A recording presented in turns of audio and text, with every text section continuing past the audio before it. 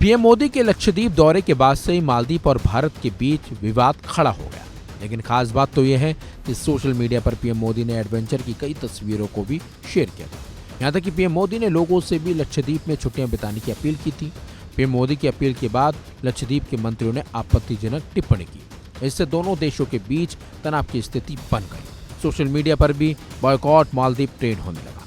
लोग लक्षद्वीप के बारे में जानकारी लेने लगे। लेकिन आप क्या जानते हैं कि आज़ादी के दौरान लक्षद्वीप भारत का हिस्सा नहीं था? आखिर ये भारत में कैसे शामिल हुआ, इसके पीछे की एक दिलचस्प कहानी है। तो आपको बता दें, लक्षद्वीप छोटे छोटे 36 टापुओं का एक समूह है। यहाँ के कुल क्षेत्रफल की बात करें तो ये सिर्फ 32.62 वर्ग किलोमीटर का है, जो कई शहरों से कम है। यहाँ की कुल आबादी करीब 70,000 के करीब है। इसमें से 96% मुस्लिम है। हालांकि यहाँ साक्षरता दर का औसत काफी ज्यादा है।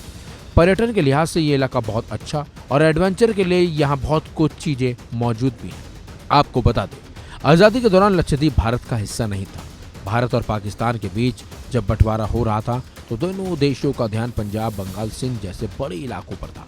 इसी को लेकर लगातार बातचीत भी हो रही थी। लक्षद्वीप मेनलैंड का हिस्सा नहीं था। ऐसे में दोनों देशों का ध्यान इस ओर था ही नहीं। लक्षद्वीप पर ना तो भारत और ना ही पाकिस्तान ने अधिकार भी जमाया। भारत के गृह मंत्री और उप प्रधानमंत्री सरदार वल्लभ भाई पटेल रियासतों को एक करने की कोशिश में थे। इसी बीच पाकिस्तान की नजर लक्षद्वीप पर पड़ी। चूंकि ये मुस्लिम बहुल इलाका था, इसलिए पाकिस्तान इस पर कब्जा चाहता था। चूंकि दोनों ही देशों की ओर से लक्षद्वीप पर दावा नहीं किया गया, तो ऐसे में असमंजस की स्थिति भी बनी हुई थी। आखिरकार पाकिस्तान ने लक्षद्वीप पर कब्जा करने के लिए एक युद्धपोत को रवाना कर दिया। इधर सरदार पटेल का ध्यान भी लक्षद्वीप पर गया, तो वो भी जल्द से जल्द इस पर भारत का कब्जा चाहते थे और उन्होंने सेना को आदेश दिया कि जल्द से जल्द लक्षद्वीप पर अपना दावा किया जाए। दोनों देशों की सेना लक्षद्वीप के लिए रवाना हो चुकी थी। आखिरकार भारत की सेना पहले लक्षद्वीप पहुंची और वहां भारत का झंडा फहरा दिया। थोड़ी ही देर में पाकिस्तान की सेना भी बताते हैं कि लक्षद्वीप के करीब पहुंच गए, लेकिन जैसे ही उसने भारत का झंडा देखा तो वो वापस लौट गई थी। भारत की सेना ने लक्षद्वीप पर अपना कब्जा कर लिया था। इसके बाद भारत ने आधिकारिक रूप से 1 नवंबर 1956 को लक्षद्वीप को अलग केंद्र शासित प्रदेश बना दिया।